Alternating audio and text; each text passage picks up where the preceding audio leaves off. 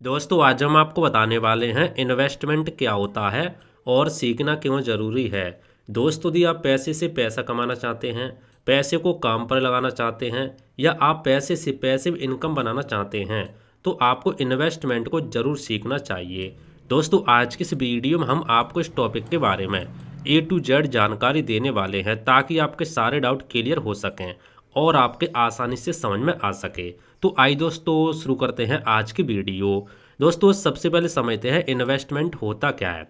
दोस्तों इन्वेस्टमेंट का मतलब होता है अपनी बचत को ऐसी जगह लगाना जहां से भविष्य में अधिक पैसा मिले। यानी आज पैसा लगाओ, भविष्य में उससे और पैसा कमाओ। इससे आप पैसे को पैसे कमाने पर लगाना भी कह सकते हैं। तो आपके समझ में आ गया होगा इन्वेस्टमेंट होता क्या है। अब दोस्तों समझते हैं इन्वेस्टमेंट क्यों ज़रूरी है।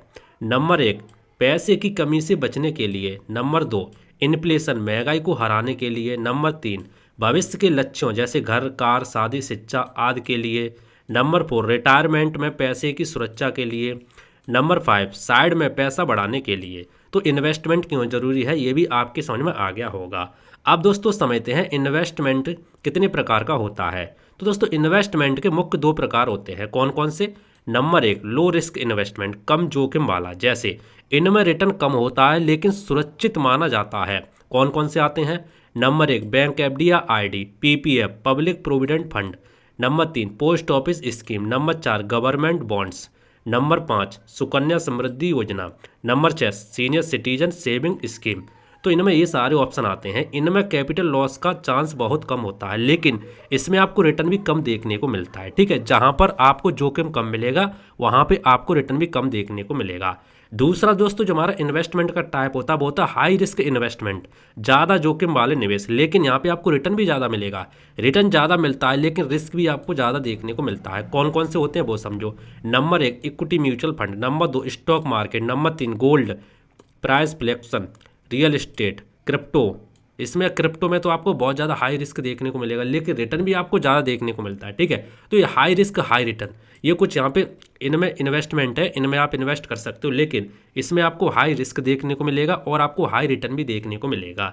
तो ये भी आपके समझ में आ गया होगा इन्वेस्टमेंट कितने प्रकार के होते हैं।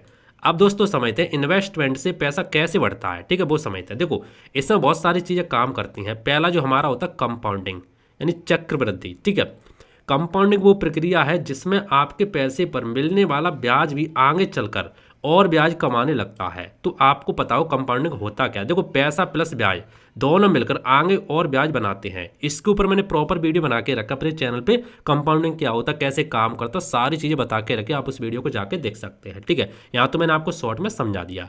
नंबर 2 टाइमिंग, जितनी जल्दी शुरू करेंगे उतना पैसा ज़्यादा आपको तेज़ी से बढ़ेगा। क्यों बढ़ेगा? क्योंकि कंपाउंडिंग आपका बहुत तेज़ी से यहाँ पे बढ़ेगा और आपको कंपाउंडिंग को ज़्यादा समय देखने को मिलेगा। ठीक है, समय ज़्यादा हो तो कंपाउंडिंग को आपको अच्छा काम करने के लिए और टाइम मिल जाता है।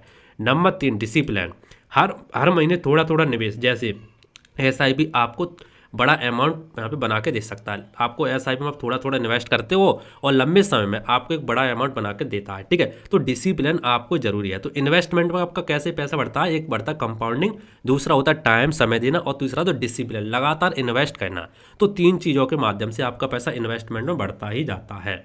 अब दोस्तों बात करते हैं इन्वेस्टमेंट शुरू कैसे करें, स्टेप बाय स्टेप। देखो सबसे पहले आपको लक्ष्य को तय करना होगा कि आप इन्वेस्टमेंट किसके लिए कर रहे हैं, कितने साल के लिए आपको यहाँ पे करना है। जैसे 5 साल में आपको कार खरीदनी है तो 5 साल के लिए आप कर रहे हैं, 10 साल में आपको घर बनवाना उसके लिए आप कर रहे हैं, 15 साल में आपको रिटायरमेंट होना उसके लिए आप कर रहे हैं। हर लक्ष्य के लिए आपको अलग अलग यहाँ पे निवेश करना होता है। तो आपको सबसे पहले अपने लक्ष्य को डिसाइड करना, अपने गोल को डिसाइड करना होगा। उसके बाद नंबर 2 रिस्क कैपेसिटी, आपको अपने रिस्क को समझना होगा। जैसे मैंने ऊपर आपको इन्वेस्टमेंट के 2 टाइप मैंने आपको बताए दिए कौन कौन से होते हैं। ठीक है, अगर आप रिस्क नहीं लेना चाहते तो मैंने आपसे बोला रिस्क किस में कम होता है, एफडी या पीपीएफ में कर सकते। अगर आप लॉन्ग टर्म के लिए तैयार है तो म्यूचुअल फंड में आप इन्वेस्ट कर सकते हैं। ठीक है, तो ये चीज़ आपको जरूर करनी चाहिए। नंबर 3 इमरजेंसी फंड बना ले। देखो आपको क्या करना है, आपको इन्वेस्टमेंट करने से पहले अपना जो इमरजेंसी फंड होता है वो आपको बनाना पड़ेगा। आपको क्या करना, 3 से 6 महीने के खर्च बैंक में रख के फिर निवेश आपको शुरू करना है, ताकि कोई भी आगे भविष्य में प्रॉब्लम होती है तो आपका इन्वेस्टमेंट ना टूटे, आप अपनी इमरजेंसी फंड में से पैसा निकाल करके काम कर सकें। तो ये आपको जरूर करना चाहिए। नंबर 4 सही निवेश चुनें। शॉर्ट टर्म के लिए यदि आप चुनना चाहते हैं 1 से 3 साल के लिए, तो FDID डेट म्यूचुअल फंड बेहतर माने जाते हैं। यदि आप लॉन्ग टर्म में लंबे समय जैसे 5 से 15 साल के लिए, ठीक है, मिनिमम 5 साल से ऊपर करना चाहते हैं, तो आपको इक्विटी म्यूचुअल फंड में आप निवेश कर सकते हैं, इक्विटी म्यूचुअल फंड या MPS, ठीक है।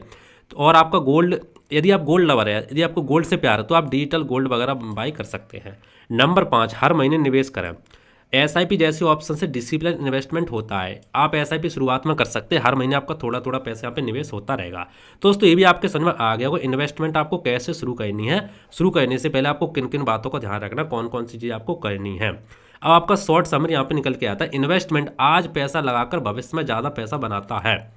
जितना जल्दी डिसिप्लिन और लॉन्ग टर्म में निवेश करेंगे उतना अमीर बनने का मौका आपको यहाँ पे बढ़ जाएगा। दोस्तों आपके समझ में आ गया वो इन्वेस्टमेंट क्या होता है, कौन कौन से इन्वेस्टमेंट होते हैं, कहाँ कहाँ पैसा लगा सकते हैं, सारी चीज़ मैंने आपको डिटेल्स में बता दी है।